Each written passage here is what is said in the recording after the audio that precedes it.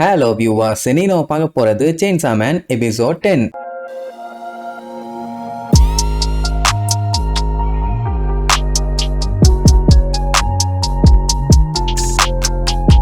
Open பண்ணா ஹாஸ்பிட்டல்ல நம்ம அக்கிய காட்டுறாங்க. அவன் தான் அட்மிட் ஆயிருக்கான். மத்தபடி டெஞ்சியும் பவரும் நல்லா தான் இருக்காங்க. உடம்பு சரியில்லைன்னா அவங்களுக்கு ஃப்ரூட்ஸ் வாங்கி கொண்டு வந்து கொடுக்கணும்னு சொல்லி நம்ம கேள்விப்பட்டிருப்போம். ஆனா இங்க அப்படியே உல்டாவா நடக்குது. பேஷண்ட் சும்மா இருக்கான், ஆனா இவங்க ஆப்பிளுக்கு மாத்தி மாத்தி அடிச்சுக்கிறாங்க. கால கொடுமையப்பா. டெஞ்சி இருந்துட்டு நீ தான் பயந்து ஓடிட்டில, உனக்கெல்லாம் ஆப்பிள் தர முடியாதுமா. அவ அப்படியே சமாளிப்பா. எனக்கு பசிச்சுது, அதுக்காக நான் சாப்பிடறதுக்கு வீட்டுக்கு வந்தேன். நான் பயந்தெல்லாம் ஓடலன்னு உடனே ரெண்டு பேத்துக்குள்ளேயும் மாத்தி மாத்தி பயங்கரமான தகராறு. அப்ப அக்கி யாராச்சும் டிவிஷன் 4ல உயிர் பழச்சாங்க பொழைச்சாங்க.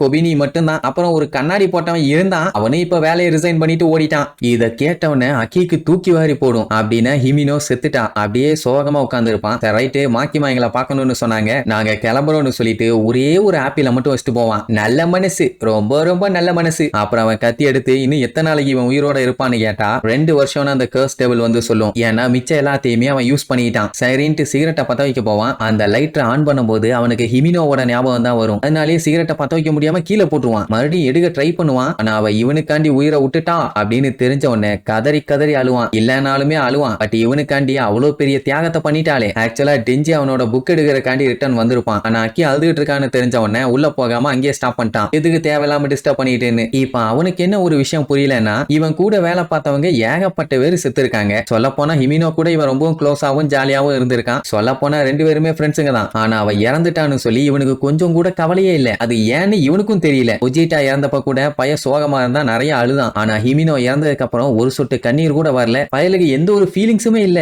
இத்தனைக்கும் அவன் வாழ்க்கையில அவ தான் ஃபர்ஸ்ட் ஒரு பர்சனா ஃப்ரெண்ட் ஆனவ. ஏன் எனக்கு அழுக வரல? ஒருவேளை பவர் செத்தா அழுக வருமோன்னு ஒரு டவுட். இவ்வளவு க்ளோஸா இருந்தா அவளுக்கே அழுக வரல. இது பைத்தியம். இது செத்தா இவன் அழுக போறான். அக்கி செத்தா ஃபீல் பண்ணுவானா அதுவும் தெரியல. மாக்கிமா செத்தா மேபி கொஞ்சம் டல்லா இருப்பான். ஆனா மறுபடியும் 2-3 நாள்ல பழையபடி ஆயிருவான். ஏன்னா நம்ம பயலுக்கு 3 நேரம் சோறு, நல்ல குளியல், நல்ல நிம்மதியான தூக்கம், அது இருந்தாலே போதும். அவன் வாழ்க்கை சிறப்பா இருக்க போது இதுக்கு மேல ஒரு மனுஷனுக்கு என்ன வேணும்? ஏன்னா அவன் வாழ்க்கையில பட்ட கஷ்டம் அப்படி. ஒரு நாளாச்சும் நல்ல சோறு சாப்பிடணுங்கிறது மட்டும்தான் அவனோட வாழ்நாள் கனவே. சரி, எதுக்கு இந்த தேவையில்லாத விஷயத்தெல்லாம் மண்டைகளை போட்டு மண்டைய சூடாகணும்? வா, நம்ம மாக்கிமாவை பார்க்க போகணும், அந்த வேலையை மட்டும் பார்ப்போம்ட்டு அப்படியே அங்க இருந்து கிளம்பிடுவான். அப்ப அக்கிய பாக்குறதுக்காக 2 ஏஜென்ட்ஸ் வருவாங்க. அதான் கியோட்டோல இருந்து 2 பேர் வந்தாங்களே, குரோசு டெண்டோன்னு. அவங்க தான். இவங்க இப்ப ஸ்பெஷல் டிவிஷன் 4ல இருக்கவங்களுக்கு கோச்சிங் கொடுக்கறதுக்காண்டி வந்திருக்காங்க. என்னது கோச்சிங்கான? அவனும் பேந்த பேந்த முழிப்பான். அப்படியே கட் பண்ணா நம்ம மாக்கிமா டெஞ்சியையும் பவரையும் ஒரு முக்கியமான இடத்துக்கு கூட்டு போவா. எதுக்குன்னா இப்ப வந்து எனிமீஸ் டெஞ்சியை தான் டார்கெட் பண்ணி அட்டாக் பண்ணாங்கன்னு எல்லாத்துக்கும் நல்லா தெரியும். அப்படி இருக்கும்போது ஸ்பெஷல் டிவிஷன் 4 வந்து நல்லா ஸ்ட்ராங்கா இருக்கணும். அதுக்கு இவங்களுக்கு ட்ரைனிங் தேவை. ஆல்ரெடி ஸ்பெஷல் டிவிஷன் 4ல இருந்த முக்காவாசி பேர் காலி. அதனால தான் இவங்களை ஸ்ட்ராங் ஆக்கணும்னு முடிவு பண்ணிட்டா. ட்ரைனிங் அப்ப இவ கொடுக்க போறாளான்னு கேட்டா அதான் இல்ல. ஏன்னா இவ பிஸியா இருக்கா. அதனால இன்னொரு டீச்சரை இன்ட்ரோடியூஸ் பண்ணி வைக்கிறேன்னு நேரா கிஷிபே கிட்ட கூட்டு போவாங்க. இமினோவுக்கும் இவரு தானே மாஸ்டர். வந்தவனே எல்லாம் ட்ரைனிங் எல்லாம் ஒத்துக்க மாட்டான் போல. கேள்வி கேட்பான். அந்த கேள்விக்கு கரெக்டான பதில் சொன்னா மட்டும்தான் இவன் ஒத்துக்குவான். முத கேள்வி, கூட இருக்க காம்ரேட் செத்துட்டாங்கன்னா நீங்க எப்படி ஃபீல் பண்ணுவீங்கன்னு சிம்பிளா சொல்லுவாங்க. அவங்க செத்துட்டாங்க, அவ்வளவுதான். இதுல ஃபீல் பண்ண என்ன இருக்குது? முடிஞ்சது முடிஞ்சு போச்சும்பா. சரி, 2வது கேள்வி, அதுக்காக ரிவெஞ்ச் எடுப்பீங்களா? எதுக்குங்க தேவையில்லாத டிப்ரெஷன்? நம்ம உண்டு, நம்ம வேலை உண்டுன்னு ஜாலியா இருக்க வேண்டியதானே பாங்க. அருமையான பதில்ல. 3வது கேள்வி, ஹியூமன்ஸ் அண்ட் டெவில்ஸ், இதுல யாரு பக்கம் நீங்க சேருவீங்கன்னு கேட்பான். டெஞ்சி என்னைய யாரு கேர் பண்ணி பாத்துக்கிறாங்களோ அவங்க பக்கம் இருப்பேன்பா. பவர் யாரு ஜெயிப்பாங்களோ அவங்க பக்கம் இருப்பேன்பா. இப்படி ஒரு கேள்விக்கு இந்த மாதிரி ஒரு பதில கேட்டா நம்மளா இருந்தா என்ன பண்ணுவோம்? ஒரு லாங் சைஸ் தொடப்பகட்டை எடுத்து மூஞ்ச கிளீன் பண்ணி விட்டுற மாட்டோம். ஆனா அந்த ஆளு, நீங்க ஃபுல் பாயிண்ட் எடுத்திருக்கீங்க, யூ ஆர் பாஸ் அப்படின்ட்டு ஒரு ட்விஸ்ட் வைப்பா. இவங்களுக்கு செம ஷாக்கா இருக்கும். நீங்க எல்லாம் ரொம்ப ரொம்ப ரேரான ஆளுங்க. உங்களோட பதில கேட்கும் போதே ஆசமா இருக்குது. ஆசம். இவங்களுக்கு நான் கண்டிப்பா ட்ரைனிங் கொடுக்குறேன்னு சொன்னவனே மாக்கிமாவும் சரி ரைட்டு என்ன எலவோ பண்ணி தொலைங்கன்ட்டு அவ பாட்டு கிளம்பிடுவான். அதுக்கப்புறம் தான் கிஷிபே அவனை பத்தி சொல்லுவான். இவன் பாத்தீங்கன்னா ஸ்பெஷல் டிவிஷன் 1ல இருக்க ஒரு டெவில் ஹண்டர். இவனை மக்கள் வந்து டீச்சர்னு கூப்பிடும் போது இவனுக்கு ரொம்பவுமே பிடிக்கும். இவனை இவங்க 2 பேருமே டீச்சர்னு தான் கூப்பிடணும். அவனுக்கு குடிக்க பிடிக்கும், பொண்ணுகளை பிடிக்கும், டெவில்ஸ கொல்ல பிடிக்கும். சோ ட்ரைனிங் நம்ம இப்பவே ஆரம்பிச்சிடலாம்னு சொல்லிட்டு அப்படியே இறுகி பிடிச்சி அப்படியே முதுகெலும்பு கழுத்தெலும்பு எல்லாத்தையும் ஒட்டச்சு விட்டுருவான். பொத்தகட்டியில் கீழே விழுந்து அசைய முடியாம கிடப்பாங்க. பயாலஜிக்கலா பாத்தீங்கன்னா இவங்க எல்லாருமே ஒரே மாதிரி தான். கழுத்தெலும்பு உடஞ்சதுன்னா மூவ் பண்ண முடியாது. சோ நல்லா உடச்சு விட்டா அதனால மூவ் பண்ண முடியல. அதுக்கப்புறம் அவங்க கிட்ட இருக்க பிளட் எடுத்து 2 பேர்த்தோட வாயிலையும் ஊத்தி விடுவான். நல்லா ருசிச்சு ரசிச்சு குடிப்பாங்க. உடனே கழுத்து சரியாயிரும். இப்பதான் இவங்களுக்கு ஒரு விஷயம் புரியுது. இவன் இவன் பயங்கர கோக்குமாக்கான ஆளுன்னு. இப்போ மாக்கிமா இவங்க ரெண்டு பேத்துக்குமே ட்ரைனிங் கொடுக்க சொல்லியிருக்கா. அந்த கண்டேவில் பாத்தீங்கன்னா டெஞ்சியோட ஹார்ட்டை தான் தேடிட்டு இருக்குது. கண்டிப்பா இவனை தேடி ஏகப்பட்ட ஆளுங்க வருவானுங்க. அந்த டைமுங்கும் போது நீ செருப்படி வாங்காம இருக்கணும் பான. அதெல்லாம் ஓகே, எதுக்கு எங்க கழுத்தெலும்ப உடச்சு விட்டேன் லூசா நீன்னு கேப்பான். தலைவன் பாத்தீங்கன்னா இதுக்கு முன்னாடி ஹியூமன்ஸை தான் ட்ரெயின் பண்ணியிருக்கான். இப்போ தான் முதல் டைம் இந்த மாதிரி டெவில்ஸை ஹேண்டில் பண்றான். அதனால இவங்க என்ன லெவல்ல இருக்காங்கன்னு தெரிய வேண்டாமா. அண்ட் அது மட்டும் இல்லாம இவன் தான் ஒரு பெஸ்டான டெவில் ஹண்டர். இவனை எந்த டெவில் தோக்கடிக்குதோ அதுதான் ஸ்ட்ராங்கஸ்ட் டெவில். அப்படி இருக்கும்போது இவங்க ரெண்டு பேரும் என்னைக்கு இவனை தோக்கடிக்கிறாங்களோ அன்னைக்கு தான் இவங்க ஸ்ட்ராங் ஆயிட்டாங்கன்னு அர்த்தம். அது வரைக்கும் இவங்க ரெண்டு பேர்த்தையும் இவன் வெறித்தனமா இதே மாதிரி தான் வேட்டையாட போறான். அதாவது செத்து செத்து விளையாட போறாங்க. இவன் என்னதான் அவங்களை அடிச்சு மண்டையை உடைச்சு பொழந்தாலுமே அவங்களுக்கு எதுவும் ஆகாது. எப்படியும் ரிட்டர்ன் சரியாயிருவாங்க. அதனால அவன் இஷ்டத்துக்கு பூந்து விளையாட போறானாமா. இதை கேட்ட உடனே டே ட்ரங்க் அண்ட் மாங் விட்டா ஓவரா பேசிட்டு இருக்க, பேசாம இவனை போட்டு தள்ளிலான்னு முடிவு பண்ணிட்டாங்க. சோ பவர் பிளட்ல சுத்தியில ரெடி பண்ணி நம்ம டெஞ்சி கிட்ட கொடுப்பா. அதை வச்சு கிஷிபேவை அட்டாக் பண்ண போவான். ஆனா அவன் அந்த சுத்தியில எடுத்து அடிக்க ஓங்குறதுக்குள்ளேயே ஒரு கத்தி எடுத்து கிண்டு கிண்டுன்னு கிண்டி வாயிலேயே சொருகிட்டான். பவர் அவ ஒரு சைடு சுத்தியில வச்சு அட்டாக் பண்ண வருவா. கழுத்திலேயே ஒரு போர்டு. அவ்வளவுதான், ரெண்டு பேருமே அங்கேயே பேன்னு விழுந்துருவாங்க. நம்ம டெஞ்சி வந்து கம்ப்ளீட்டா இம்மோர்டல். அதனால பஞ்சாயத்து இல்ல. ஃபீண்டுகளும் அதே மாதிரி தான். அதுகளும் மோஸ்ட்லி இம்மோர்டல் தான். அதனால யாரு தலைய நான் எப்ப வேணாலும் எடுத்துக்கலாம். அது கேட்க உங்களுக்கு ரைட்ஸே கிடையாதும்பா. கிஷிபே சின்ன வயசா இருக்கும் போது அவனோட டாய்ஸ் எல்லாத்தையுமே பயங்கரமா உடைப்பான். ஏன்னா அந்த டைமே பையன் பயங்கர ஸ்ட்ராங். இப்பவும் விளையாட பொம்மை வேணும்ல, அந்த டாயா தான் இப்ப இவங்க ரெண்டு பேர்த்தையும் யூஸ் பண்ண போறான். என்னோட ஹெல்ப்பால நீங்க ரெண்டு பேரும் மரணத்தனமா அடி வாங்க போறீங்கம்மா. அவங்க பாத்தீங்கன்னா ரத்த கிளறியில கிடப்பாங்க. அப்படியே கட் பண்ணி நம்ம அக்கிய காட்டுறாங்க. அவன் அந்த ஃபாக்ஸ் டெவில வர வச்சு பாக்குறான். அது வரவே இல்லை. ஏன்னா கடைசியா அதை கட்டானா டெவில் வச்சு சம்பவம் பண்ணிருச்சு இல்ல. அதனால இவன் மேல கோவத்துல இருக்குது போல. இப்ப டெஞ்சிக்கு பாத்தீங்கன்னா ஃபாக்ஸ் டெவில் ஹெல்ப் பண்ண வரல. அந்த கர்ஸ் டெவில இனி அவன் யூஸ் பண்ணவே முடியாது. ஏன்னா இதுக்கப்புறம் அவன் 2 வருஷம் மட்டும் தான் உயிரோட இருக்க போறான். எதுக்கு இந்த தேவையில்லாத வேலை? ஆல்ரெடி இவங்க கூட இருந்த ஒரு ஆளு பிரைவேட்டுக்கு போயிட்டான். அதனால இவனும் குவிட் பண்ணிட்டு போறதுதானே நல்லது.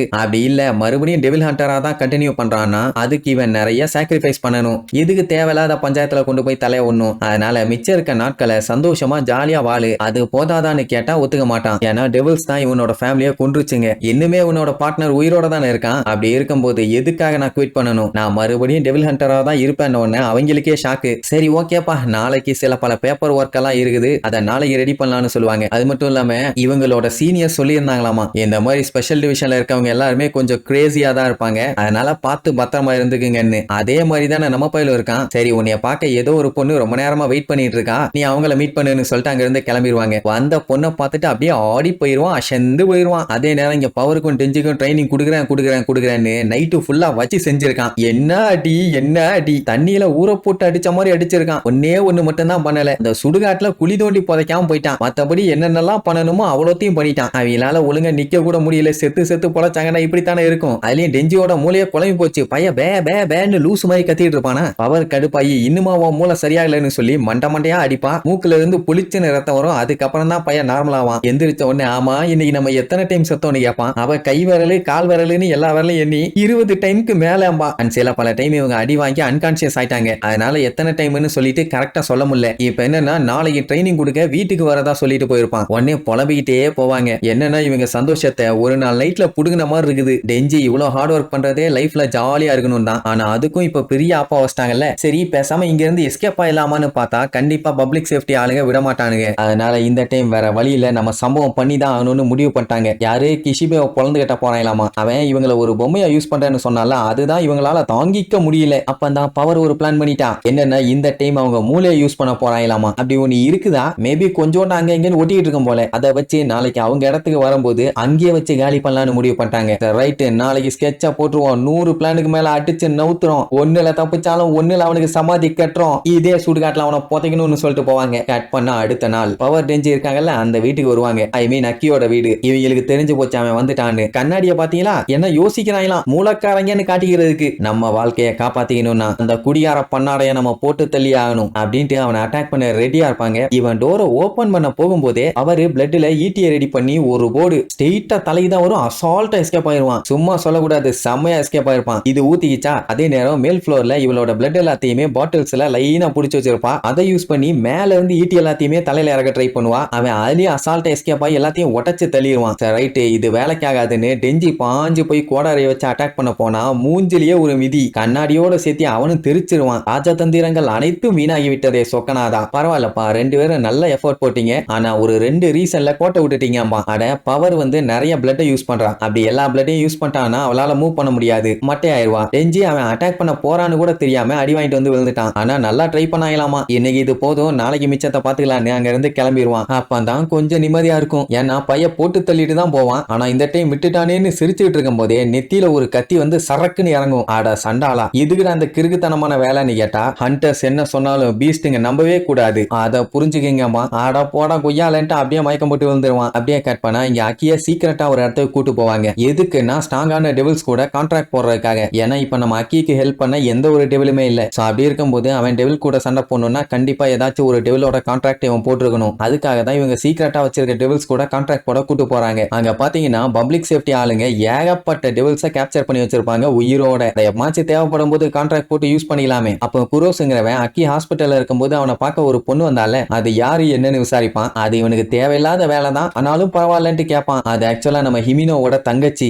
இவனுக்கு லெட்டர் கொடுக்கறக்காண்டி வந்திருப்பா. அது ஆக்சுவலா ஹிமினோ அவ சிஸ்டருக்கு எழுதி அனுப்புனதான். ஆனா அதுல அக்கிய பத்தி தான் நிறைய கவலைப்பட்ட மாதிரி எழுதியிருப்பா. அதை படிச்சு பார்க்கும்போது அவனுக்கே புரிய வருது எந்த அளவுக்கு இவன் மேல அக்கறையா இருந்திருக்கா, எந்த அளவுக்கு இவனை லவ் பண்ணியிருக்கான்னு. இந்த லெட்டரை ஒரு 2 வாரத்துக்கு முன்னாடி வந்து கொடுத்திருந்தா கூட 2 பேரும் ஒரு வாரத்துக்காச்சும் சந்தோஷமா இருந்திருப்பாங்க. செத்ததுக்கு அப்புறம் என்ன பண்ண போறான், ஃபீல் தான் பண்ணுவான். இது எல்லாத்தையும் ஃபீல் பண்ணிட்டே வரும்போது எங்க வரணுமோ அங்க வந்து சேர்ந்துருவாங்க. இப்ப நம்ம அக்கி பார்க்க போறது ஃபியூச்சர் டெவில். இது கூட பப்ளிக் சேஃப்டில இருக்க 2 பேரு ஆல்ரெடி கான்ட்ராக்ட் போட்டிருக்காங்க. ஒருத்தன் அவனோட பாதி லைஃப் ஸ்பேனையே கொடுத்திருக்கான். இன்னொருத்தன் பாத்தீங்கன்னா 2 கண்ணை கொடுத்து, டேஸ்ட கொடுத்து, ஸ்மெல்ல கொடுத்து, இப்படி எல்லாத்தையும் கொடுத்து என்ன கன்றாவி தான் வாழ்றான்னு தெரியல. நிலைமை அப்படி. என்ன பண்றது, கண்டிப்பா உன்னை பிடிக்கும்னு நினைக்கிறேன், அதுகிட்ட நல்லா பார்கெயின் பண்ணிப்பாரு, அது ஒத்துக்கும்னு சொல்லிட்டு உள்ள வச்சு கதவை சாத்திடுவாங்க. ஏன்னா ஒரு கான்ட்ராக்ட போடும்போது அவன் தனியா தான் அந்த டெவிலை மீட் பண்ணி ஆகணும். அப்ப இருட்டுக்குள்ள இருந்து அந்த டெவிலோட ஒரு கண்ணு மட்டும் தான் தெரியும். அப்படியே இவனை பயங்கர டெரரா பார்க்கும். இதுக்கப்புறம் நம்ம பையன் கான்ட்ராக்ட போட்டானா இல்லையான்னு அடுத்தடுத்த எபிசோட்ல பார்க்கலாம். டாடா.